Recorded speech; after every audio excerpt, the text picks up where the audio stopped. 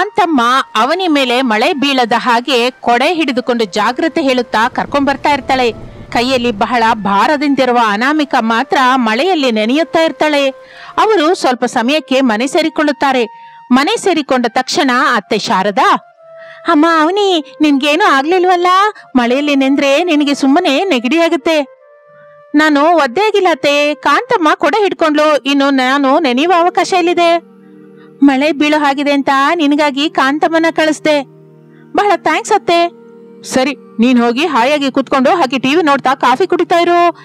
ನಿನಗಿಷ್ಟವಾದ ಬಿಸಿ ಬಿಸಿ ಪಕೋಡ ಮಾಡ್ಕೊಂಡ್ ಬರ್ತೀನಿ ಎಂದು ಶಾರದಾ ಅನ್ನುತ್ತಾಳೆ. ಅದಕ್ಕೆ ಅವಳು ನಗುತ್ತಾ ಸರಿ ಎಂದು ಅಲ್ಲಿಂದ ಹೊರಟು ಹೋಗುತ್ತಾಳೆ. ಇನ್ನು ಇದು ಹೀಗಿರುವಾಗ ಅನಾಮಿಕಳ ಬಟ್ಟೆ ಎಲ್ಲ ಒದ್ದೆಯಾಗಿ ಹೋಗುತ್ತದೆ. ಮಳೆ ಬೀಳುವಾಗ ಎಲ್ಲಾದ್ರೂ ನಿಂತ್ಕೋಬೇಕು ಅಂತ ಅಷ್ಟು ಮಾತ್ರ ಬುದ್ಧಿ ಇಲ್ವಾ? ಹೀಗೆ ಮಳೆಯಲ್ಲಿ ನೆನ್ಕೊಂಡ್ ಬಂದ್ರೆ ಏನಾದ್ರೂ ರೋಗ ಬಂದ್ರೆ ಮೂಲೆಯಲ್ಲಿ ಬೀಳ್ಬೋದು, ಆಗ ನಿನಗೆಲ್ರೂ ಎದುರು ಸೇವೆ ಮಾಡ್ತಾರೆ ಅಂದ್ಕೊಂಡಿದ್ಯಾ? ನಾನು ಯಾವಾಗೂ ಹಾಗೆ ಅಂದ್ಕೊಂಡಿಲ್ಲ ಅತ್ತೆ. ನೀವೇ ಅಲ್ವಾ ಮಳೆಯಲ್ಲಿ ನೆಂದಾದ್ರೂ ಸರಿ ಬೇಗ ಬಾ ಅಂತಂದ್ರಿ. ಅದಕ್ಕೆ ನಿಮ್ಮ ಮಾತಿಗೆ ಬೆಲೆ ಕೊಟ್ಟು ಈಗ ಒದ್ದೆಯಾಗಿ ಬಂದೆ. ಈಗ ನಾನು ಬಟ್ಟೆ ಬದಲಾಯಿಸ್ಕೊಂಡು ಬಾ ಅಂತೀರಾ, ಇಲ್ಲ ನನ್ನ ಹೀಗೆ ಮನೆ ಕೆಲಸ ಮಾಡು ಅಂತೀರಾ? ನೀನ್ ಇಷ್ಟ ಬಂದ ಹಾಗೆ ಮಾಡು, ನನಗೆ ಸಂಬಂಧವಿಲ್ಲದ ವಿಷಯ. ಆದ್ರೆ 10 ನಿಮಿಷದಲ್ಲಿ ಪಕೋಡ ತಯಾರಾಗಿ ಹೋಗ್ಬೇಕು. ಆ ಮಾತಿಗೆ ಅನಾಮಿಕ ಸರಿ ಎಂದು ಆ ಒದ್ದೆ ಬಟ್ಟೆಯ ಮೇಲೆ ಅಡಿಗೆ ಮಾಡುತ್ತಾ ಅಡಿಗೆ ಸಿದ್ಧ ಮಾಡ್ತಾ ಇರ್ತಾಳೆ. ಇಷ್ಟರಲ್ಲಿ ಕಾಂತಮ್ಮ ಅಡಿಗೆ ಮನೆಗೆ ಬರ್ತಾಳೆ. ಅಮ್ಮನವ್ರೆ, ಸಿಟಿಯಿಂದ ಚಿಕ್ಕ ಸೊಸೆ ಬಂದಾಗಿಂದ ನೋಡ್ತಾ ಇದ್ದೀನಿ, ನಿಮ್ಮತ್ತೆ ಕೆಲಸವೆಲ್ಲ ನಿಮ್ ಕೈಯಿಂದನೇ ಮಾಡಿಸ್ತಾ ಇದ್ದಾರೆ. ಹಾಗಿದ್ದಾಗ ನಾನಿದ್ದು ಏನ್ ಮಾಡೋದು ಹೇಳಿ? ಕಾಂತಮ್ಮ, ನೀನ್ ಹೋಗಿ ಬೇರೆ ಕೆಲಸ ಏನಾದ್ರೂ ನೋಡ್ಕೋ ಎಂದು ಅನಾಮಿಕ ಅನ್ನುತ್ತಾಳೆ. ಕಾಂತಮ್ಮ ಸರಿಯಮ್ಮ ಎಂದು ಅಲ್ಲಿಂದ ಹೋಗಿ ಮನೆ ಕ್ಲೀನ್ ಮಾಡ್ತಾ ಇರ್ತಾಳೆ. ಸ್ವಲ್ಪ ಸಮಯದ ನಂತರ ಅನಾಮಿಕ ಮನೆಯಲ್ಲಿ ಇರುವ ಎಲ್ಲರಿಗೂ ಪಕೋಡ ಕೊಡುತ್ತಾಳೆ. ಎಲ್ಲರೂ ಅದನ್ನು ತಿನ್ನುತ್ತಾರೆ. ಅತ್ತೆ, ನಾನು ತಲೆ ಸ್ನಾನ ಮಾಡ್ಬೇಕು, ಶಾಂಪು ಆಗೋಗಿದೆ, ಸ್ವಲ್ಪ ಕಾಂತಮ್ಮನ ಕೈಯಿಂದ ಶಾಂಪು ತರಿಸ್ತೀರಾ? ಅದಕ್ಕೆ ಕಾಂತಮ್ಮ ಏನಕ್ಕಮ್ಮ, ಅನಾಮಿಕ ಹೋಗಿ ತಗೊಂಡ್ಬರ್ತಾಳೆ ಬಿಡು ಎಂದು ಹೇಳಿ ಅನಾಮಿಕಳಿಂದ ಅದೇ ಮಾತು ಹೇಳುತ್ತಾಳೆ. ಅನಾಮಿಕ ಕೊಡೆ ಹಿಡಿದುಕೊಂಡು ಅಂಗಡಿಗೆ ಹೋಗಿ ಶಾಂಪು ತಗೊಂಡ್ಬರ್ತಾಳೆ. ಹಾಗೆ ಬಂದಳೋ ಇಲ್ವೋ ಅತ್ತೆ ಇನ್ನೊಂದು ಕೆಲಸ ಹೇಳ್ತಾರೆ. ಅನಾಮಿಕ ಸಮಾಧಾನದಿಂದ ಅತ್ತೆ ಹೇಳಿದ ಕೆಲಸವೆಲ್ಲ ಮಾಡ್ತಾ ಇರ್ತಾಳೆ. ಇದೆಲ್ಲ ಗಮನಿಸುತ್ತಾ ಇರುವ ರಮೇಶ್ ಶಾರದಳ ಹತ್ರ ಹೀಗಂತಾನೆ, ಅಮ್ಮ, ನಾನು ಆವಾಗ್ಲಿಂದ ನೋಡ್ತಾ ಇದ್ದೀನಿ, ನೀನು ಅನಾಮಿಕಂಗೆ ಎಲ್ಲ ಕೆಲಸ ಹೇಳ್ತಾ ಇದೀಯಾ. ಅವಳು ಚಿಕ್ಕ ಮಗುನ ಆ ಕಡೆ ಈ ಕಡೆ ತಿರುಗೋದಿಕ್ಕೆ ಏನಾದ್ರೂ ಇದ್ರೆ ಒಂದೇ ಸಲ ಹೇಳ್ಬೇಕು, ಇಲ್ಲ ಅಂದ್ರೆ ಯಾರಿಗೆ ಅಗತ್ಯವೋ ಅವರೇ ಹೋಗಿ ತಗೊಂಡ್ಬರ್ತಾರೆ. ನೀನು ಮಾಡ್ತಾ ಇರೋದು ನನಗೇನು ಹಿಡಿಸ್ತಾ ಇಲ್ಲ ಎಂದು ಕೋಪದಿಂದ ಬೈಯುತ್ತಾನೆ. ಆ ಮಾತುಗಳನ್ನೆಲ್ಲ ಕೇಳ್ತಾ ಇರುವ ಅವನಿ ಅತ್ತೆ ಹತ್ರ ಹೀಗಂತಾಳೆ, ನಾನು ಈ ಮನೆಗೆ ಬರೋದು ಯಾರಿಗೂ ಇಷ್ಟವಿಲ್ಲ ಅಂತ ಅನ್ಸುತ್ತೆ ಅತ್ತೆ. ಕೆಲ್ಸಕ್ಕೆ ರಜೆ ಇಟ್ಟು ಮತ್ತೆ ಇಲ್ಲಿಗೆ ಬಂದಿದ್ದು ಏನಕ್ಕೆ? ನಿಮ್ಮೆಲ್ಲರನ್ನು ನೋಡಿ ಎಲ್ರ ಜೊತೆ ಸ್ವಲ್ಪ ಸಮಯ ಕಳೆಯೋಣ ಅಂತಾನೆ ಅಲ್ವಾ? ಬಂದಾಗಿನಿಂದ ನನ್ ಜೊತೆ ಯಾರು ಸರಿಯಾಗಿ ಮಾತಾಡ್ತಾ ಇಲ್ಲ. ಮೇಲಾಗಿ ಈಗ ಹೀಗೆ ಬಾಯಿಗೆ ಬಂದ ಹಾಗೆ ಮಾತಾಡ್ತಾ ಇದ್ದಾರೆ. ಅತ್ತೆ, ನೀವು ಕ್ಯಾಬ್ ಬುಕ್ ಮಾಡಿ, ನಾನು ಹೊರಟೋಗ್ತೀನಿ ಎಂದು ತನ್ನ ಗಂಡ ಸುರೇಶನ್ಗೆ ಫೋನ್ ಮಾಡುತ್ತಾಳೆ. ಅವನಿ ಸುರೇಶನ ಜೊತೆ ಮಾತಾಡ್ತಾ ಇರ್ತಾಳೆ. ಏನು ಅಂದ್ರೆ, ನಾನು ಹೊರಡ್ತಾ ಇದ್ದೀನಿ, ನೀವ್ ಹೇಳಿದ ಹಾಗೆ ಅದ್ಭುತವಾಗಿ ಇಲ್ಲೇನೂ ಇಲ್ಲ ಎಂದು ತನ್ನ ಗಂಡಂಗೆ ಹೇಳ್ತಾ ಇರ್ತಾಳೆ. ಸುರೇಶ್ ಅವಳ ಮಾತುಗಳನ್ನೇನೋ ಹಚ್ಚಿಕೊಳ್ಳದೆ ಫೋನ್ ಕಟ್ ಮಾಡುತ್ತಾನೆ. ಇಷ್ಟರಲ್ಲಿ ಶಾರದಾ, ಅಮ್ಮ ಅವನಿ, ನನ್ ಮಾತು ಕೇಳು ತಾಯಿ, ರಮೇಶ್ಗೆ ಸ್ವಲ್ಪ ಕೋಪ ಹೆಚ್ಚು ಅಷ್ಟೇ ಹೊರತು ನಿನ್ ಮೇಲೆ ಯಾವ ಕೋಪನೂ ಇಲ್ಲಮ್ಮ, ನನ್ ಮಾತು ಕೇಳಮ್ಮ ಎಂದು ಮುದ್ದಿಸುತ್ತಾ ಇರ್ತಾಳೆ. ಅದೆಲ್ಲ ನೋಡ್ತಾ ಇರುವ ಕಾಂತಮ್ಮ, ಅಮ್ಮೋ, ಎಷ್ಟಾದ್ರೂ ವರದಕ್ಷಿಣೆ ತಂದ ಸಿಟಿ ಸೊಸೆ ಅಂದ್ರೆ ಅಮ್ಮನವ್ರಿಗೆ ಇಷ್ಟ ಅನ್ಕೋತೀನಿ. ಪಾಪ ಅನಾಮಿಕ ಎಷ್ಟು ಒಳ್ಳೇದು, ಆದ್ರೆ ಅವಳ ಬಗ್ಗೆ ಯಾರು ಹಚ್ಕೋತಾನೇ ಇಲ್ಲ ಎಂದು ಅಂದುಕೊಳ್ಳುತ್ತಾ ಇರ್ತಾಳೆ. ಇನ್ನು ಜಗಳ ತಣ್ಣಗಾಗಿದ್ದರಿಂದ ಅವನಿ ತನ್ನ ರೂಮ್ಗೆ ಹೊರಟು ಹೋಗುತ್ತಾಳೆ. ಆ ದಿನ ಸಾಯಂಕಾಲ ಮಳೆ ಕಡಿಮೆ ಆದ ನಂತರ ಎಲ್ಲರೂ ಹೊರಗೆ ಹೋಗೋಣ ಅಂದ್ಕೋತಾರೆ. ಶಾರದಾ ಪ್ರಸಾದ್ ರಮೇಶರಿಗೆ ಕೂಡ ಅದೇ ವಿಷಯ ಹೇಳುತ್ತಾಳೆ. ನಾನೀಗ ಎಲ್ಲಿಗೂ ಬರಲ್ಲಮ್ಮ, ಬೇಕು ಅಂದ್ರೆ ನೀವೇ ಹೋಗ್ ಬನ್ನಿ ಎಂದು ಅಂದಿದ್ದರಿಂದ ಸರಿ ಎಂದು ಅನ್ನುತ್ತಾಳೆ. ಪ್ರಸಾದ್ ಮಾತ್ರ ಬರ್ತೀನಿ ಅಂದಿದ್ದರಿಂದ ಅವನನ್ನು ಕೂಡ ಕರೆದುಕೊಂಡು ಹೋಗೋಣ ಅಂತ ನಿರ್ಣಯಿಸಿಕೊಳ್ಳುತ್ತಾರೆ. ಇನ್ನು ಅವನಿ, ಅನಾಮಿಕ, ಶಾರದಾ, ಪ್ರಸಾದ್, ಕಾಂತಮ್ಮ 5 ಹಾಗೆ ಹೊರಗೆ ಹೋಗುತ್ತಾರೆ. ಅಲ್ಲಿ ಅವರಿಗೆ ಬೇಕಾದ್ದನ್ನೆಲ್ಲ ತೆಗೆದುಕೋತಾ ಇರ್ತಾರೆ. ಅಮ್ಮ ಅವನಿ, ಇಲ್ಲಿ ನೋಡು, ಈ ಬೆಂಡೋಲಿ ನೋಡು ಎಷ್ಟು ಚೆನ್ನಾಗಿದೆ, ಇದು ನಿಂಗೆ ತುಂಬಾ ಚೆನ್ನಾಗಿ ಸರಿ ಹೋಗುತ್ತೆ. ಅತ್ತೆ, ನಾನು ಇಂತ ಹುಚ್ಚು ಬೆಂಡೋಲನ್ನ ಹಾಕೊಳ್ಳಲ್ಲ ಅತ್ತೆ, ಗೋಲ್ಡ್ ಇಟ್ಕೊಂಡ್ರೆ ನನಗೆ ಚೆನ್ನಾಗಿರುತ್ತೆ. ಸೇಮ್ ಮಾಡೆಲ್ ಗೋಲ್ಡ್ ಚೈನ್ ಕೊಡಿಸ್ಬೋದಲ್ಲ? ನೀನ್ ಕೇಳ್ಬೇಕು ಹೊರತು ನಾನೇನಕ್ಕೆ ಮಾಡ್ಸಲ್ಲ ತಾಯಿ, ನಿನಗಾಗಿ ನಾನು ಆರ್ಡರ್ ಮಾಡ್ತೀನಿ ಎಂದು ಅವರಿಬ್ಬರು ಮಾತನಾಡಿಕೊಳ್ಳುತ್ತಾ ಇರುವಾಗ ಕಾಂತಮ್ಮ ಅನಾಮಿಕಳ ಹತ್ರ ಹೀಗಂತಾಳೆ, ನೋಡಿದ್ರ ಅಮ್ಮನವ್ರೆ, ಕನಿಷ್ಠ ನಿಮ್ಮನ್ನ ಮಾತಿನ ವರಸೆಗೆ ಕೂಡ ಏನ್ ಬೇಕೋ ತಗೋ ಅಂತ ಕೇಳ್ತಾ ಇಲ್ಲ. ಏನೋ ನಿಜಕ್ಕೂ ಸಿಟಿ ಸೊಸೈಟಿ ನೋಡಿ ನಿಮ್ಮತ್ತೆ ಬಹಳ ಖುಷಿ ಪಡ್ತಾ ಇದ್ದಾರೆ. ಕಾಂತಮ್ಮ ನೀ ಸುಮ್ನಿರು ಎಂದು ಅನಾಮಿಕಾ ಅನ್ನುತ್ತಾಳೆ. ಇನ್ನು ಆ ನಂತರ ಅವರು ಹಾಗೆ ಹಾಯಾಗಿ ತಿರುಗಿ ಅವರಿಗೆ ಬೇಕಾದನ್ನೆಲ್ಲ ಕೊಂಡುಕೊಂಡು ತಿರುಗಿ ಮನೆಗೆ ಹೋಗೋಣ ಅಂತ ನಿರ್ಣಯಿಸಿಕೊಳ್ಳುತ್ತಾರೆ. ಅಲ್ಲಿ ಬಸ್ ಆಗ್ಲಿ ಆಟೋ ಆಗ್ಲಿ ಬರುತ್ತಾ ಅಂತ ಎದುರು ನೋಡ್ತಾ ಒಂದು ಮರದ ಕೆಳಗೆ ನಿಲ್ಲುತ್ತಾರೆ. ಇಷ್ಟರಲ್ಲಿ ಮಳೆ ಶುರುವಾಗುತ್ತದೆ. ಆಗಲೇ ಒಂದೇ ಸಲಕ್ಕೆ ಮರದ ಕೊಂಬೆ ಮುರಿದು ಅತ್ತೆ ಮೇಲೆ ಬೀಳುತ್ತೆ. ಅದನ್ನು ನೋಡಿ ಅನಾಮಿಕಾ, ಅತ್ತೆ ನಿಮ್ಗೇನು ಆಗಿಲ್ವಲ್ಲ, ಏಟು ಗಟ್ಟಿಯಾಗಿ ತಗುಲ್ತಾ ಅತ್ತೆ ಎಂದು ಅವಳನ್ನು ಸಮಾಧಾನಿಸುವ ಪ್ರಯತ್ನ ಮಾಡ್ತಾ ಇರ್ತಾಳೆ. ಮಳೆ ದೊಡ್ಡದಾಗುವ ಹಾಗಿದೆ ಅತ್ತೆ, ಸ್ವಲ್ಪ ನಿಮ್ ಕೈಲಿರುವ ಕೊಡೆ ಕೊಡ್ತೀರಾ ಎಂದು ಕೈಯಲ್ಲಿರುವ ಕೊಡೆ ತೆಗೆದುಕೊಂಡು ಅವಳೊಬ್ಬಳೇ ಇಟ್ಕೋತಾಳೆ. ಅವಳನ್ನು ನೋಡಿ ಅಲ್ಲಿರುವವರೆಲ್ಲ ಆಶ್ಚರ್ಯ ಹೋಗುತ್ತಾರೆ. ಆಗ ಶಾರದಾ ತನ್ನ ಮನಸ್ಸಿನಲ್ಲಿ, ಏನು ಈ ಹುಡುಗಿ ಕನಿಷ್ಠ ಹೇಗಿದೆ ಅಂತ ಕೂಡ ಕೇಳ್ತಾ ಇಲ್ಲ ಎಂದು ಹಾಗೆ ನೋಡುತ್ತಾ ಇರ್ತಾಳೆ. ಏನತ್ತೆ ಹಾಗೆ ನೋಡ್ತಾ ಇದ್ದೀರಾ, ನಿಮಗೆ ಏಟು ತಗಲಿದ್ರು ಕನಿಷ್ಠ ನಾನೇನು ಕೇಳ್ತಾ ಇಲ್ಲ ಅಂತಲೇ ಅಲ್ವಾ. ನಾನು ಅಂಥದ್ದೇನು ಹಚ್ಕೊಳ್ಳಲ್ಲ ಅತ್ತೆ, ಯಾಕಂದ್ರೆ ನಿಮ್ ಹಾಗೆ ನಾನು ಎರಡು ವಿಧದಿಂದ ಇರಲಾರೆ. ಸಿಟಿಯಿಂದ ನಾನು ಬಂದಾಗ ಹಳ್ಳಿಯಲ್ಲಿರುವ ಅನಾಮಿಕಾ ನಿಮಗೆ ಕಡಿಮೆಯಾಗಿ ಹೋದ್ಲು. ಇಬ್ಬರು ಸೊಸೆಯರನ್ನು ಸಮಾನವಾಗಿ ನೋಡಬೇಕಾದ ನೀವು ಸಿಟಿ ಸೊಸೆ, ದುಡ್ಡಿರುವ ಸೊಸೆ ಅಂತ ನನ್ನ ಕಾಲನ್ನ ಒತ್ತುತ್ತಾ ಇದ್ದೀರಾ. ನಾನು 4 ದಿನ ಇದ್ದು ಹೋಗುವವಳು, ನನಗೇನೋ ಮಳೆ ಬೀಳದ ಹಾಗೆ ಕೊಡೆ ಹಿಡಿತಾ ಇದ್ದೀರಾ, ಅವಳೇನೋ ಮಳೆಯಲ್ಲಿ ನೆನೆಸುವ ಹಾಗೆ ಮಾಡ್ತಾ ಇದ್ದೀರಾ. ನಾಳೆ ನಾನು ಹೊರಟೋದ ಮೇಲೆ ಇದೆಲ್ಲ ಮನಸ್ಸಲ್ಲಿ ಇಟ್ಕೊಂಡು ನಿಮ್ಮನ್ನ ಸಾಧಿಸಿದ್ರೆ ನಿಮ್ಮ ಪರಿಸ್ಥಿತಿಯನ್ನು ಆಲೋಚಿಸಿದ್ದೀರಾ?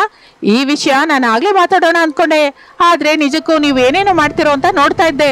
ಪರವಾಗಿಲ್ಲ, ನೀವು ನನಗೆ ಇಷ್ಟ ಬಂದ ಹಾಗೆ ಎಲ್ಲ ಮಾಡ್ತಾ ಇದ್ದೀರಾ ಎಂದು ಅನ್ನುತ್ತಾಳೆ. ಆ ಮಾತಿಗೆ ಅಲ್ಲಿರುವವರೆಲ್ಲ ಆಶ್ಚರ್ಯ ಹೋಗುತ್ತಾರೆ. ಶಾರದಾ ಏನೋ ಮಾತನಾಡದೇ ಇರ್ತಾಳೆ. ಕಾಂತಮ್ಮ ತನ್ನ ಮನಸ್ಸಿನಲ್ಲಿ, ಓಯಮ್ಮ ಈ ಸಿಟಿ ಸೊಸೆ ಚೆನ್ನಾಗಿ ಕೇಳ್ತಾ ಇದ್ದಾಳೆ, ನಾನು ನಿಜಕ್ಕೂ ಊಹಿಸಿಲ್ಲ ಎಂದು ಅಂದ್ಕೋತಾ ಇರ್ತಾಳೆ. ಆ ನಂತರ ಬಸ್ ಬರುತ್ತಲೆ, ಅದರಲ್ಲಿ ಹತ್ತಿ ಹೊರಟು ಹೋಗುತ್ತಾಳೆ. ಅವರೆಲ್ಲರೂ ಹಾಗೆ ನೋಡ್ತಾ ಇರ್ತಾರೆ. ಇಷ್ಟರಲ್ಲಿ ಅತ್ತೆ ಒಂದೇ ಸಲಕ್ಕೆ ನಿದ್ರೆಯಿಂದ ಹೇಳ್ತಾಳೆ, ಏನು ಇದೆಲ್ಲ ಕನಸ, ನಾನು ನಿಜ ಅಂತ ಅಂದ್ಕೊಂಡು ಭಯಪಟ್ಟೆ ಎಂದು ಅಂದುಕೊಳ್ಳುತ್ತಾ ಇರುವಾಗ ಎದುರಿಗೆ ಅವನೇ ಇರುತ್ತಾಳೆ. ಅತ್ತೆ ನೀವೇನು ಕನಸು ಕಂಡಿಲ್ಲ, ನೀವೇನು ಅಂತ ಅಂದ್ಕೋತಾ ಇದ್ದೀರೋ ಅದೆಲ್ಲ ನಡೆದಿದ್ದು ನಿಜಾನೇ. ನಿಮಗೆ ತಲೆ ಮೇಲೆ ಚಿಕ್ಕ ಏಟು ಬಿದ್ದಿತ್ತಲ್ಲ, ಅದರಿಂದಲೇ ತಲೆ ತಿರುಗಿ ಕೆಳಗೆ ಬಿದ್ರೆ ಅನಾಮಿಕಾ ಅವರು ಮನೆಗೆ ಕರ್ಕೊಂಡ್ಬಂದ್ರು. ಅಂದಹಾಗೆ ನಾನು ಸಿಟಿಗೆ ಹೋಗ್ತಾ ಇದ್ದೀನತ್ತೆ, ಇನ್ನು ನೀವು ನನಗೆ ಪೂಸಿ ಮಾಡಬೇಕಾದ ಅಗತ್ಯವಿಲ್ಲ. ಅರೆ ನೀನು 2 ನಾಲಿಗೆ ಇರುವ ಹಾವು ಅಂತ ತಿಳಿದೆ ನಾನು ನಿನ್ನನ್ನ ಹೆತ್ತ ಮಗಳ ಹಾಗೆ ನೋಡ್ಕೊಂಡೆ. ನಾನು ನಮ್ಮನ್ನ ಸ್ವಂತ ತಂದೆ ತಾಯಿಯಾಗಿ ನೋಡ್ಕೊಳ್ಳುವ ಅನಾಮಿಕಳನ್ನೇನೋ ಹಾವಿನ ಹಾಗೆ ನೋಡಿ ಬೇಡವಾದ ಕೆಲಸ ಮಾಡಿಸ್ದೆ. ನೀನಂತೂ ನನ್ನ ಕಣ್ಣು ತೆರೆಸಿದ್ಯೆ. ಅತ್ತೆ ನಿಮ್ಮ ಬುದ್ಧಿ ಏನು ಅಂತ ನನಗೂ ಅರ್ಥವಾಯ್ತಲ್ಲ. ದುಡ್ಡಿರುವ ಸೊಸೆ ಸಿಡಿ ಸೊಸೆ ಆದ್ರೆ ನಿಮಗೆ 4ವರಲ್ಲಿ ಚೆನ್ನಾಗಿ ಹೇಳ್ಕೊಳಕ್ಕೆ ಚೆನ್ನಾಗಿರುತ್ತೆ, ಅದಕ್ಕೆ ಅಂತ ನನ್ನನ್ನ ಚೆನ್ನಾಗಿ ನೋಡ್ಕೊಂಡ್ರಿ. ಪಾಪ ಹಳ್ಳಿ ಸೊಸೆ ಏನ್ ಮಾಡಿದ್ರು ದೊಡ್ಡದಾಗಿ ಹಚ್ಕೊಂಡಿಲ್ಲ, ಆದ್ರಿಂದ ಅವಳನ್ನ ಪಕ್ಕಕ್ಕಿಟ್ರಿ. ನಿಮ್ಮ ದೃಷ್ಟಿಯಲ್ಲಿ ಸೊಸೆಯರಿಬ್ಬರು ಬೇರೆ ಬೇರೆ ಆದ್ರೆ ನನ್ನ ದೃಷ್ಟಿಯಲ್ಲಿ ನೋಡುವ ವಿಧಾನ ಕೂಡ ಬದಲಾಗುತ್ತೆ ಅತ್ತೆ. ಮತ್ತೆ ಆ ಮಾತನ್ನು ಕೇಳುತ್ತಾ ಇರುವ ಪ್ರಸಾದ್ ಅಲ್ಲಿಗೆ ಬರ್ತಾನೆ. ಅಮ್ಮ ಅವನಿ, ನಿಮ್ಮ ಅತ್ತೆಗೆ ನೀನ್ ಹೇಳ್ಬೇಕು ಅಂದ್ಕೊಂಡಿದ್ಯೋ ನನಗ್ ಚೆನ್ನಾಗಿ ಅರ್ಥವಾಯ್ತು, ಅದಕ್ಕೆ ಇನ್ನೂ ಅರ್ಥವಾಗಿಲ್ಲ. ಅರ್ಥವಾಗಿರುತ್ತೆ ಮಾವ, ಈ ಸಲ ನಾನು ಸಿಟಿಯಿಂದ ಬಂದಾಗ ಅತ್ತೆ ನನ್ನನ್ನ ಅನಾಮಿಕಳ ಸಮಾನವಾಗಿ ನೋಡ್ಕೋತಾಳೆ, ಹಾಗೆ ನೋಡ್ದೇ ಇದ್ರೆ ಎದುರೇಟು ತಪ್ಪೋದಿಲ್ಲ ಎಂದು ಇನ್ನು ನಾನು ಹೋಗಿ ಬರ್ತೀನಿ ಅಂತ ಹೇಳಿ ಹೊರಡುತ್ತಾಳೆ. ಇನ್ನು ಹೊರಗೆ ಬಂದು ಅನಾಮಿಕಳ ಹತ್ತಿರ, ಅಕ್ಕ ನನ್ನಿಂದ ನಿನಗೇನಾದ್ರೂ ಕಷ್ಟವಾಗಿದ್ರೆ ನನ್ನನ್ನು ಕ್ಷಮಿಸು, ಅತ್ತೆಯ ಪೂರ್ತಿ ಬುದ್ಧಿ ಏನು ಅಂತ ತಿಳ್ಕೊಳ್ಳೋಣ ಅಂತ ಆಕೆ ಏನು ಮಾಡಿದ್ರು ಏನು ಹೇಳಿದ್ರು ಸಮಾಧಾನವಾಗಿ ಕೇಳಿದೆ ಅಷ್ಟೇ ಹೊರತು ಇನ್ನು ಮತ್ತೊಂದು ಉದ್ದೇಶವೇನೂ ಇಲ್ಲ. ನೀವು ಜಾಗೃತಿಯಾಗಿರಿ ಅಕ್ಕ ಎಂದು ಹೇಳುತ್ತಾಳೆ. ಆ ಮಾತಿಗೆ ಅನಾಮಿಕಾ ಸರಿ ಎಂದು ಹೇಳುತ್ತಾಳೆ. ಇನ್ನು ಅವನು ಎಲ್ಲರಿಗೂ ಬೀಳ್ಕೊಡುಗೆ ಹೇಳಿ ಅಲ್ಲಿಂದ ಹೊರಟು ಹೋಗುತ್ತಾಳೆ. ಇನ್ನು ಶಾರದಾ ತನ್ನ ಮನಸ್ಸಿನಲ್ಲಿ, ನಂಗೆ ಚೆನ್ನಾಗಿ ಬುದ್ಧಿ ಹೇಳಿ ಹೋಗಿದ್ದಾಳೆ, ಇನ್ಮೇಲಿಂದ ನಾನು ಇಬ್ಬರು ಸೊಸೆಯರನ್ನ ಒಂದೇ ತರ ನೋಡ್ತೀನಿ. ಸಿಟಿ ಸೊಸೆ ಆದ್ರು ಹಳ್ಳಿ ಸೊಸೆ ಆದ್ರು ಇಬ್ಬರು ನನಗೆ ಸಮಾನನೇ ಎಂದು ಶಾರದಾ ಅಂದುಕೊಳ್ಳುತ್ತಾಳೆ. ಈ ವಿಧದಿಂದ ಸಿಟಿ ಸೊಸೆ ಅತ್ತೆಯಲ್ಲಿ ಬದಲಾವಣೆ ತರುತ್ತಾಳೆ. ಇಂತಹ ವಿಡಿಯೋಗಳಿಗಾಗಿ ನಮ್ಮ ಚಾನೆಲ್ ಅನ್ನು ಸಬ್ಸ್ಕ್ರೈಬ್ ಮಾಡ್ಕೊಳ್ಳಿ, ಲೈಕ್ ಮಾಡಿ, ಶೇರ್ ಮಾಡಿ. ಶಾರದಾ ಪ್ರಸಾದರು ಮತ್ತು ಅವರ ಇಬ್ಬರು ಮಕ್ಕಳು, ಇಬ್ಬರು ಸೊಸೆಯಂದಿರು, ದೊಡ್ಡ ಸೊಸೆ ಅನಾಮಿಕಾ, 3 ಮಕ್ಕಳು, ಎಲ್ಲ ಸೇರಿ 9 ಜನ ಮಳೆಯಲ್ಲಿ ನೆನ್ಕೊಂಡು ರೋಡ್ ಪಕ್ಕ ನಿಂತಿರ್ತಾರೆ. ಹಬ್ಬಬ್ಬಬ್ಬಾ ಏನು ಮಳೆ, ಈಗ್ಲೇ ಬರ್ಬೇಕಾ, ಒಂದು ಆಟೋ ಕೂಡ ಬರ್ತಾ ಇಲ್ಲ, ಬಂದ ಆಟೋ ಏನೋ ನಮ್ಮನ್ನ ನೋಡಿ ಖಾಲಿ ಇಲ್ಲ ಅಂತ ಹೊರಟೋಗ್ತಾ ಇದ್ದಾನೆ, ಸ್ವಲ್ಪ ಮಳೆ ಕಡಿಮೆ ಆದ್ರೆ ಚೆನ್ನಾಗಿರ್ತಾ ಇತ್ತು ಎಂದು ಶಾರದಾ ಅಂದುಕೊಳ್ಳುತ್ತಾ ಇರುತ್ತಾಳೆ. ಸ್ವಲ್ಪ ಸಮಯಕ್ಕೆ ಮಳೆ ಸ್ವಲ್ಪ ಕಡಿಮೆ ಆಗುತ್ತದೆ. ಆಗಲೇ ಒಂದು ಆಟೋ ಆ ಕಡೆಯಿಂದ ಬರುತ್ತೆ. ಆಟೋ ಅವರ ಮುಂದೆ ನಿಲ್ಲುತ್ತದೆ. ಎಲ್ಲಿವರೆಗೂ ಹೋಗ್ಬೇಕು ರೀ? ಏನಪ್ಪ ಶ್ರೀನಗರ್ ಕಾಲೋನಿಗೆ ಬರ್ತೀಯಾ? 9 ಜನ ಇದ್ದೀವಿ. ಹಬ್ಬೋ, ಶ್ರೀನಗರ್ ಕಾಲೋನಿ ಅಂದ್ರೆ ಬಹಳ ದೂರ, ಮಳೆ ತುಂಬಾ ಬರ್ತಾ ಇದೆಯಲ್ಲ ರೀ. ಬರ್ತೀನಿ ಹೊರತು ಎಷ್ಟು ಕೊಡ್ತೀರಾ? 300 ರೂಪಾಯಿ ಕೊಡ್ತೀವಿ ಸ್ವಾಮಿ, ಬಾರಪ್ಪ. 300? ನನಗೆ ಗಿಟ್ಟೋದಿಲ್ಲ, 500 ರೂಪಾಯಿ ಆದ್ರೆ ಕೊಡಿ, ಬರ್ತೀನಿ. ಶಾರದಾ ಅದು ಬಹಳ ಹೆಚ್ಚು, ಬೇಡ ಬಿಡು ಅಂತ ಹೇಳಿ ಅವನನ್ನ ಕಳಿಸಿಬಿಡುತ್ತಾಳೆ. ಹಾಗೆ 2-3 ಆಟೋದವರು ಹಾಗೆ ಅದೇ 1000 ರೂಪಾಯಿ ಹೇಳಿದ್ದರಿಂದ ಶಾರದಾ ಬೇಡ ಎಂದು ಉತ್ತರ ಹೇಳುತ್ತಾಳೆ. ಸ್ವಲ್ಪ ಸಮಯದ ನಂತರ ಶಾರದಾ ಅವರ ಹತ್ರ, ನಿಮ್ಮ ಮೈ ಮೇಲೆ ಒಡವೆಗಳಿದೆ ಅಲ್ಲ, ಅದಕ್ಕೆ ಆ ಒಡವೆ ಸೀರೆನ ನೋಡಿ ಅವರೆಲ್ಲ 1000 ರೂಪಾಯಿ ಕೇಳ್ತಾ ಇದ್ದಾರೆ. ಒಂದು ಕೆಲಸ ಮಾಡಿ, ಮೈ ಮೇಲಿರೋ ಒಡವೆಗಳನ್ನೆಲ್ಲ ತೆಗೆದು ಕವರಲ್ಲಿ ಹಾಕಿ ಎಂದು ಹೇಳುತ್ತಾಳೆ. ಅನಾಮಿಕಾ ಅವನಿ ಕೂಡ ಅತ್ತೆ ಹೇಳಿದ ಹಾಗೆ ಒಡವೆಯನ್ನು ತೆಗೆದು ಒಂದು ಬ್ಯಾಗಲ್ಲಿ ಇಡ್ತಾರೆ. ಆ ನಂತರ ಶಾರದಾ ಮಕ್ಕಳ ಮೂವರನ್ನು ಕರೆದು ಅವರ ಬಟ್ಟೆಯನ್ನು ಹರಿಯುತ್ತಾಳೆ, ಕೂದಲೆಲ್ಲ ಚದುರಿಸುತ್ತಾಳೆ. ಅದನ್ನು ನೋಡಿ ಅನಾಮಿಕಾ ಹೀಗಂತಾಳೆ, ಏನತ್ತೆ ಹೀಗೆ ಮಾಡ್ತಾ ಇದ್ದೀರಾ? 1 ನಿಮಿಷ ಇರಿ, ನಿಮಗೆ ಅರ್ಥವಾಗುತ್ತೆ ಎಂದು ಅನ್ನುತ್ತಾಳೆ. ಇಷ್ಟರಲ್ಲಿ ಒಂದು ಆಟೋದ ವ್ಯಕ್ತಿ ಅಲ್ಲಿಗೆ ಬರುತ್ತಾನೆ. ಶಾರದಾ ಕೈ ಆಡಿಸ್ತಾ ಇರ್ತಾಳೆ. ಅವನು ಅಲ್ಲಿಯೇ ನಿಲ್ಲುತ್ತಾನೆ. ಅವರನ್ನು ನೋಡಿ ಅಯ್ಯೋ ಪಾಪ ಅಂದುಕೊಂಡು ಶಾರದಳ ಹತ್ರ, ಎಲ್ಲಿವರೆಗೂ ಹೋಗ್ಬೇಕಮ್ಮ? ಸ್ವಾಮಿ, ಶ್ರೀನಗರ ಕಾಲೋನಿ ಹೋಗ್ಬೇಕಪ್ಪ, ಸ್ವಲ್ಪ ನಮ್ಮನ್ನು ಅಲ್ಲಿವರೆಗೂ ಬಿಡ್ತೀಯಾ? ಎಷ್ಟೋ ಆಟೋ ಬರ್ತಾ ಹೋಗ್ತಾ ಇದೆ, ಆದ್ರೆ ಒಬ್ರು ಕೂಡ ನಿಲ್ಲಿಸ್ತಾ ಇಲ್ಲ. ನಿಮ್ಮನ್ನ ನೋಡಿದ್ರೆ ಬಹಳ ಬಡವರಾಗಿ ಕಾಣ್ತಾ ಇದ್ದೀರಾ. ಶ್ರೀನಗರ ಕಾಲೋನಿಯನ್ನು ಬಹಳ ದೂರ. ಸರಿ, ಎಷ್ಟು ಕೊಡ್ಬೇಕು ಅಂತ ಇದ್ದೀರಾ ಅಷ್ಟೇ ಕೊಡಿ, ಹತ್ತಿ. ಇಲ್ಲಿ ನೋಡಪ್ಪ, 300 ರೂಪಾಯಿ ಕೊಡ್ತೀವಿ, ತಗೋ, ಎಲ್ಲರೂ ಹತ್ತುತ್ತೀವಿ ಎಂದಿದ್ದಕ್ಕೆ ಆ ವ್ಯಕ್ತಿ ಸರಿ ಅನ್ನುತ್ತಾನೆ. ಇನ್ನು ಎಲ್ಲರೂ ಆಟೋದಲ್ಲಿ ಕುತ್ಕೋತಾರೆ. ಸ್ವಲ್ಪ ಸಮಯಕ್ಕೆ ಅವರು ಹೇಳಿದ ಹಾಗೆ ಒಂದು ಮನೆ ಮುಂದೆ ನಿಲ್ಲುತ್ತಾನೆ ಆಟೋದವನು. ಆ ದೊಡ್ಡ ಮನೆಯನ್ನು ನೋಡಿ ಆಟೋದವನು ಆಶ್ಚರ್ಯ ಹೋಗ್ತಾನೆ. ಇಷ್ಟು ದೊಡ್ಡ ಮನೆ ನಿಮ್ದೇನ ರೀ? ಹೌದು ಸ್ವಾಮಿ, ಮನೆ ನಮ್ದೇ. ಏನ್ರಿ, ನೀವೆಲ್ಲರೂ ಭಿಕ್ಷಾಟನೆ ಮಾಡ್ಕೊಂಡು ಇಷ್ಟು ದೊಡ್ಡ ಮನೆ ಕಟ್ಟಿದ್ದೀರಾ ಏನೋ? ನನ್ನ ಹತ್ರಕ್ಕಿಂತ ನಿಮ್ಮ ಹತ್ರನೇ ಹೆಚ್ಚು ದುಡ್ಡಿರೋ ಹಾಗಿದೆ. ಆ ಮಾತನ್ನು ಕೇಳುತ್ತಲೇ ಅವರೆಲ್ಲರೂ ನಗುತ್ತಾರೆ. ನೋಡಪ್ಪ, ನೀನು ಅಂದ್ಕೊಂಡ ಹಾಗೆ ನಾವು ಭಿಕ್ಷಕರಲ್ಲ, ಆಟೋಗಾಗಿ ಹಾಗೆ ಮಾಡಬೇಕಾಗಿ ಬಂತು. ಹೌದಾ? ಕ್ಷಮಿಸಿ ಅಮ್ಮ, ಹಾಗಾದ್ರೆ ನೀವಂದ್ರೆ ಬಹಳ ದುಡ್ಡಿರೋರಲ್ಲ. 300 ರೂಪಾಯಿ ಅಲ್ದೆ ಇನ್ನೇನಾದ್ರೂ ಕೊಟ್ರೆ ಸಂತೋಷವಾಗಿ ಹೋಗ್ತೀನಲ್ಲ. ಆ ಮಾತಿಗೆ ಶಾರದಾ, ಸರಿ, ನೀನ್ ನೋಡಿದ್ರೆ ಬಹಳ ಒಳ್ಳೆಯವನಾಗಿದ್ಯಾ ಹೊರತು ಇನ್ನೊಂದು 200 ರೂಪಾಯಿ ಕೊಡ್ತೀನಿ, ತಗೋ ಎಂದು ಹೇಳಿ ಅಲ್ಲಿಂದ ಹೋಗುತ್ತಾಳೆ. ಅವನು ಬಹಳ ಸಂತೋಷದಿಂದ ಅಲ್ಲಿಂದ ಹೊರಟು ಹೋಗುತ್ತಾನೆ. ಶಾರದಾ ಅವನು ಸ್ವಲ್ಪ ಮುಂದಕ್ಕೆ ಹೋದ ಮೇಲೆ ದೊಡ್ಡದಾಗಿ ಕೇಕೆ ಹಾಕುತ್ತಾಳೆ. ಮಗನೇ, ನೀನ್ ಹೇಳ್ದೆ ಹೋಗ್ತಾ ಇದೀಯಾ? ಅವನು ಆಟೋದಿಂದ, ನನ್ನ ಹೆಸರು ಶೇಖರ್ ಎಂದು ಹೇಳುತ್ತಾನೆ. ಶಾರದಾ ಅವಾಗವಾಗ ಬರ್ತಾ ಇರು ಅಂತ ಹೇಳುತ್ತಾಳೆ. ಅವನು ಸರಿ ಎಂದು ಅಲ್ಲಿಂದ ಹೊರಟು ಹೋಗುತ್ತಾನೆ. ಇನ್ನು ಆ ನಂತರ ಕುಟುಂಬವೆಲ್ಲ ಮನೆಯೊಳಗೆ ಹೋಗುತ್ತದೆ. ಅವರು ಹಾಯಾಗಿ ಮಾತನಾಡಿಕೊಳ್ತಾ ಇರ್ತಾರೆ. ಇಷ್ಟರಲ್ಲಿ ಶಾರದಾ, ಏನಮ್ಮ, ಒಡವೆ ಇಟ್ಟ ಬ್ಯಾಗು ಎಲ್ಲೂ ಕಾಣಿಸ್ತಾ ಇಲ್ಲ, ಎಲ್ಲ ಬಿಟ್ಟು ಆಟೋದಲ್ಲಿ ಮರ್ತೋದ್ಯಾ ಏನೋ? ಭವಿಷ್ಯ, ನೀವು ಆಟೋದಲ್ಲೇ ಮರ್ತೋದ್ರೆ ಏನೋ ಅತ್ತೆ, ಸ್ವಲ್ಪ ಬೇಗ ಹೋಗಿ ತಗೊಂಬನ್ನಿ ಎನ್ನುತ್ತಲೇ ಅತ್ತೆ ಜೊತೆ ಅವರು ಕೂಡ ಹೊರಗೆ ಬರುತ್ತಾರೆ. ಅಷ್ಟರಲ್ಲಿ ಆಟೋ ಅಲ್ಲಿಂದ ಹೊರಟು ಹೋಗಿರುತ್ತದೆ. ಆಟೋ ಹುಡುಗ ಒಳ್ಳೆಯವನಾಗಿದ್ದಾನಮ್ಮ, ಖಚಿತವಾಗಿ ತಿರುಗಿ ಬಂದು ನಮ್ಗೆ ಕೊಡ್ತಾನೆ, ಬರ್ತಾನೆ ಅನ್ನೋ ಆಸೆಯಿಂದ ಹೀಗೆ ಕೂತಿದ್ರೆ ಹೇಗತ್ತೆ? ನಮ್ಮ ಪ್ರಯತ್ನ ನಾವು ಮಾಡ್ಲೇಬೇಕಲ್ಲ, ಬನ್ನಿ ಎನ್ನುತ್ತಾ ಅತ್ತೆಯನ್ನು ಕರೆದುಕೊಂಡು ಮೂವರು ಹೊರಡುತ್ತಾರೆ. ಗಂಡಸರು 3 ಕೂಡ ಮಕ್ಕಳನ್ನು ಮನೆ ಹತ್ರ ಬಿಟ್ಬಿಟ್ಟು ಗಾಬರಿಯಿಂದ ಅವನಿಗಾಗಿ ಹುಡುಕುತ್ತಾ ಇರ್ತಾರೆ. ಇದು ಹೀಗಿರುವಾಗ ಆ ಆಟೋ ವ್ಯಕ್ತಿಗೆ ಆ ಚೀಲ ಕಾಣಿಸುತ್ತದೆ. ಅವನು ಅದನ್ನು ತೆಗೆದುಕೊಂಡು, ಪಾಪ, ಇದು ಖಚಿತವಾಗಿ ಅವರದ್ದೇ ಆಗಿರುತ್ತೆ, ಇದರಲ್ಲಿ ಏನಿದೆಯೋ ನೋಡ್ಬೇಕು ಎಂದು ತೆಗೆದು ನೋಡುತ್ತಾನೆ. ಅದರಲ್ಲಿ ಒಡವೆಗಳನ್ನು ನೋಡಿ ಆಶ್ಚರ್ಯ ಹೋಗುತ್ತಾನೆ. ಅದನ್ನು ತಿರುಗಿ ಕೊಡಬೇಕು ಅಂತ ಅವರ ಮನೆಗೆ ಹೋಗುತ್ತಾನೆ. ಅಲ್ಲಿ ಯಾರೂ ಇಲ್ಲದೆ ಇದ್ದುದರಿಂದ ಅಲ್ಲಿರುವ ಮಕ್ಕಳ ಹತ್ರ, ಮಕ್ಕಳೇ, ಮನೆಯಲ್ಲಿರೋರು ಎಲ್ಲಿಗೆ ಹೋಗಿದ್ದಾರೆ? ಅಜ್ಜಿ ಬ್ಯಾಗ್ ಆಟೋದಲ್ಲಿ ಮರ್ತೋಗಿದ್ಲಂತೆ, ಅದಕ್ಕೆ ಅಂತ ಹೋಗಿದ್ದಾಳೆ. ಅಂದ್ಹಾಗೆ ಇದಕ್ಕೂ ಮೊದಲು ಬಂದ ಆಟೋದವ್ರು ನೀವೇ ಅಲ್ವಾ? ಹೌದಮ್ಮ, ನಾನೇ. ಇಲ್ಲಿ ನೋಡಿ, ಈ ಒಡವೆ ತಗೊಂಡ್ಬಂದಿದ್ದೀನಿ, ನಿಮ್ಮ ಅಮ್ಮನ್ಗೆ ತಿರುಗಿ ಕೊಟ್ಬಿಡಮ್ಮ ಎಂದು ಅಲ್ಲಿಂದ ಹೊರಟು ಹೋಗುತ್ತಾನೆ. ಇಷ್ಟರಲ್ಲಿ ಒಬ್ಬ ಕಳ್ಳ ಅದನ್ನೆಲ್ಲ ಗಮನಿಸಿ ಆ ಮನೆಗೆ ಬರುತ್ತಾನೆ. ಹರ್ಷನ ಹತ್ತಿರ ಒಡವೆಗಳು ಹಾಗೆ ಮನೆಯನ್ನೆಲ್ಲವನ್ನು ದೋಚಿಕೊಂಡು ಹೊರಟು ಹೋಗುತ್ತಾನೆ. ಮಕ್ಕಳು ಅದನ್ನು ನೋಡಿ ದೊಡ್ಡ ದೊಡ್ಡದಾಗಿ ಹೇಳ್ತಾ ಇರ್ತಾರೆ. ಕಳ್ಳ ತನ್ನ ಕೆಲಸ ತಾನು ಮಾಡಿಕೊಂಡು ಹೊರಟು ಹೋಗುತ್ತಾನೆ. ಬಹಳ ಸಮಯದ ನಂತರ ಅತ್ತೆ ಸೊಸೆಯೊಬ್ಬರು ತಿರುಗಿ ಮನೆಗೆ ಬರುತ್ತಾರೆ. ಮನೆಯಲ್ಲಿ ಕಳ್ಳರು ಬಂದ ವಿಷಯ ನೋಡಿ ಬಹಳ ಗಾಬರಿಯಿಂದ ಮಕ್ಕಳನ್ನು ಏನ್ ನಡೀತು ಅಂತ ಕೇಳ್ತಾರೆ.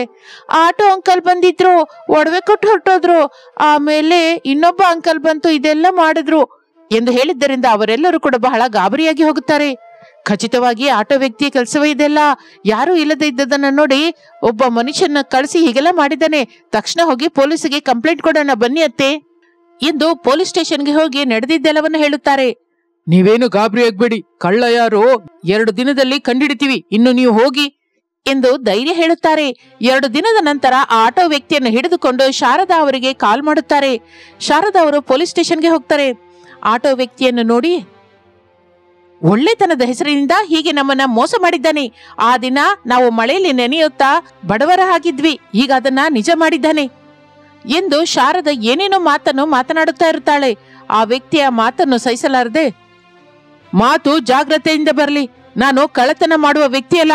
ಆ ದಿನ ನಾನು ಮಕ್ಕಳಿಗೆ ಒಡವೆ ತಂದು ಕೊಟ್ಟಿದ್ದೆ, ಆ ವಿಷಯ ಹೇಳಿಲ್ವಾ ನಿನ್ನ ಬುದ್ಧಿವಂತಿಕೆ ಯಾರಿಗೂ ಅರ್ಥವಾಗೋದಿಲ್ವಾ? ಒಡವೆ ಕೊಟ್ಟ ಹಾಗೆ ಕೊಟ್ಟೆ, ನಿನ್ನ ಸ್ನೇಹಿತನನ್ನ ಹಿಂದೆಯಿಂದ ಬಾ ಅಂತ ಹೇಳಿ ಇಬ್ಬರು ಸೇರಿ ಎಲ್ಲ ದೋಚ್ಕೊಂಡು ಹೋದ್ರಿ ಎಂದು ಅನ್ನುತ್ತಾಳೆ ಶಾರದಾ. ಆ ಮಾತಿಗೆ ಅವನು ಇಲ್ಲ, ಇದೆಲ್ಲ ಸುಳ್ಳು ಎಂದು ನಡೆದ ವಿಷಯ ಹೇಳುತ್ತಾನೆ. ಸರಿ, ನಿಜವಾದ ವಿಷಯ ಏನು ಅಂತ ಬೇಗದಲ್ಲೇ ತಿಳಿಯುತ್ತದೆ ಎಂದು ವಿಷಯವನ್ನು ತಿಳಿದುಕೊಳ್ಳಲಿಕ್ಕೆ ಪ್ರಯತ್ನ ಮಾಡುತ್ತಾನೆ ಎಸ್ಐ. ಆ ನಂತರ ನಿಜವಾದ ಕಳ್ಳ ಸಿಕ್ಕುತ್ತಾನೆ. ಆಗ ಅವನು ಪೊಲೀಸರಿಗೆ ಭಯಪಟ್ಟು ನಡೆದ ವಿಷಯವೆಲ್ಲವನ್ನೂ ಹೇಳುತ್ತಾನೆ. ಅದು ಕೇಳಿ ಅವರು ಕೂಡ ಆಶ್ಚರ್ಯ ಹೋಗುತ್ತಾರೆ. ನಿಜ ಸುಳ್ಳು ಏನು ಅಂತ ತಿಳಿದುಕೊಳ್ಳದೆ ನೀವು ಮಾತಾಡಿದ್ರಿ, ಇದು ಒಳ್ಳೆಯದಲ್ಲ. ದಯವಿಟ್ಟು ಯಾವತ್ತೂ ಹೀಗೆ ಮಾಡದ ತಪ್ಪಿಗೆ ಯಾರ ಮೇಲೆ ತಪ್ಪು ಹಾಕಬೇಡಿ ಎಂದು ಪೊಲೀಸ್ ಆಫೀಸರ್ಗೆ ಕೂಡ ಹೇಳಿ ಅಲ್ಲಿಂದ ಹೊರಟು ಹೋಗುತ್ತಾನೆ. ನಡೆದದ್ದಕ್ಕೆ ಶಾರದಾ ಅವರು ಬಹಳ ದುಃಖ ಪಡುತ್ತಾರೆ. ನಿಜವಾದ ಕಳ್ಳನ ಹತ್ರ ಅವರಿಗೆ ದುಡ್ಡು, ಒಡವೆ ಎಲ್ಲವನ್ನು ತಿರುಗಿ ಅವನಿಗೆ ಕೊಡಿಸುತ್ತಾರೆ ಪೊಲೀಸಿನವರು. ಅದನ್ನು ತೆಗೆದುಕೊಂಡು ಅವರು ಅಲ್ಲಿಂದ ಹೊರಗೆ ಬರುತ್ತಾರೆ. ಅನಾಮಿಕಾ ಅವನೇ ಆಟೋ ವ್ಯಕ್ತಿಗೆ ಕೃತಜ್ಞತೆ ಹೇಳಬೇಕು ಎನ್ನುವ ಪ್ರಯತ್ನ ಮಾಡುತ್ತಾರೆ. ಆದರೆ ಆ ವ್ಯಕ್ತಿ ಎಲ್ಲಿಯೂ ಕಾಣಿಸದೇ ಇದ್ದಿದ್ದರಿಂದ ಬಹಳ ದುಃಖ ಪಡುತ್ತಾರೆ. ಆಟೋ ವ್ಯಕ್ತಿ ತನಗೆ ನಡೆದ ಅವಮಾನವನ್ನು ಸಹಿಸಲಾರದೆ ಆ ಗ್ರಾಮವನ್ನೇ ಬಿಟ್ಟು ಮತ್ತೊಂದು ಗ್ರಾಮಕ್ಕೆ ಹೋಗಿ ಆಟೋ ನಡೆಸುತ್ತಾ ಇರ್ತಾನೆ. ಅಷ್ಟು ಒಳ್ಳೆಯ ವ್ಯಕ್ತಿಯನ್ನು ನಾವು ತಪ್ಪಾಗಿ ಅರ್ಥ ಮಾಡಿಕೊಂಡುವೆ ಎಂದು ಕುಟುಂಬವೆಲ್ಲ ದುಃಖ ಪಡ್ತಾ ಇರ್ತಾರೆ. ನಿಜ ಸುಳ್ಳು ಏನು ಅಂತ ತಿಳಿದುಕೊಳ್ಳದೆ ಅವನ ಮೇಲೆ ನಿಂದೆ ಹಾಕಿದ್ದೀರಾ. ಪಾಪ ಅವನ ಮನಸ್ಸು ಎಷ್ಟು ದುಃಖಪಟ್ಟಿರುತ್ತೋ ಏನೋ. ಹೌದು ತಮ್ಮ, ಈ ಹೆಂಗಸರು ಹಿಂದೆ ಮುಂದೆ ಏನು ಯೋಚಿಸೋದಿಲ್ಲ, ನಮ್ಮ ಮಾತನ್ನ ನಿಜಕ್ಕೂ ಹಚ್ಕೊಳ್ಳೋದಿಲ್ಲ. ಇಂಥವ್ರಿಗೆ ನಾವು ಏನ್ ಹೇಳ್ಬೇಕು ಹೇಳು? ಏನಾದ್ರು ಅಂದ್ರೆ ನಿಮ್ಗೇನು ಗೊತ್ತಿಲ್ಲ, ನೀವು ಸುಮ್ಮನೆ ಇರಿ ಅಂತಾರೆ. ನಡೆದಿದ್ದೇನೋ ನಡೆದು ಹೋಯ್ತು, ಇನ್ನು ನಾವು ಇದ್ರ ಬಗ್ಗೆ ಆಲೋಚಿಸೋದ್ರಲ್ಲೇ ಅರ್ಥವಿಲ್ಲ. ಪಾಪ ಆ ವ್ಯಕ್ತಿ ಕಾಣಿಸಿದರೆ ಮಾತ್ರ ಅವನಿಗೆ ಒಂದು ಸಲ ಕೃತಜ್ಞತೆ ಹೇಳ್ಕೋಬೇಕು. ಅದಕ್ಕೆ ಅಲ್ಲಿರುವವರೆಲ್ಲರೂ ಸರಿ ಎನ್ನುತ್ತಾರೆ. ಯಾವಾಗಲಾದರೂ ಆ ವ್ಯಕ್ತಿ ಕಾಣಿಸುತ್ತಾನೋ ಏನೋ ಎಂದು ಅವನಿಗೆ ಕೃತಜ್ಞತೆ ಹೇಳಬೇಕು ಎಂದು ಆ ಕುಟುಂಬ ಎದುರು ನೋಡುತ್ತಾ ಇರುತ್ತದೆ. ಆದರೆ ಅದು ಮಾತ್ರ ನಡೆಯುವುದಿಲ್ಲ. ಯಾಕೆಂದರೆ ಅವನು ಆ ಗ್ರಾಮವನ್ನೇ ಬಿಟ್ಟು ಮತ್ತೊಂದು ಗ್ರಾಮಕ್ಕೆ ಹೊರಟು ಹೋಗಿ ತನ್ನ ಆಟೋವನ್ನು ನಡೆಸುತ್ತಾ ಜೀವನ ಸಾಗಿಸುತ್ತಾ ಇರುತ್ತಾನೆ. ಇಲ್ಲಿ ಇವರ ಕುಟುಂಬ ಅವರ ಕೆಲಸ ಮಾಡಿಕೊಳ್ಳುತ್ತಾ ಇರುತ್ತದೆ. ಆಟೋ ವ್ಯಕ್ತಿಯ ಒಳ್ಳೆತನ ನಿಮಗೇನಾದ್ರೂ ಹಿಡಿಸಿದರೆ ಕೆಳಗಡೆ ಕಮೆಂಟ್ ಮಾಡಿ. ಇಂತಹ ಒಳ್ಳೆ ವಿಡಿಯೋಗಾಗಿ ನಮ್ಮ ಚಾನೆಲ್ ಅನ್ನು ಸಬ್ಸ್ಕ್ರೈಬ್ ಮಾಡಿ, ಲೈಕ್ ಮಾಡಿ, ಶೇರ್ ಮಾಡಿ. Thank you for watching.